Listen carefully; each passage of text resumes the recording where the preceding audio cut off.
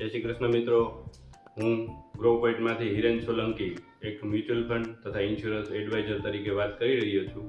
આજે આપણે લોકો વાત કરશું ઇન્ફ્લેશન વિશે, એટલે કે મોંઘવારી વિશે. શું તમે જાણો છો કે ઇન્ડિયામાં આપણે ઇન્ફ્લેશન છે એ દર વર્ષે 6% દરે વધે છે?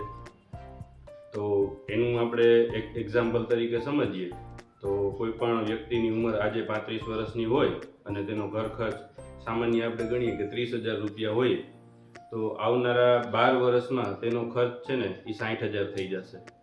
એના પછીના 12 વર્ષ જોઈએ તો તેનો ખર્ચ છે એ 1,20,000 થઈ જાય છે. એટલે કે એ 60 વર્ષનો જે માણસ થશે એનો ઘર ખર્ચ છે ને એ 2.25 આજુબાજુ થઈ જાય છે.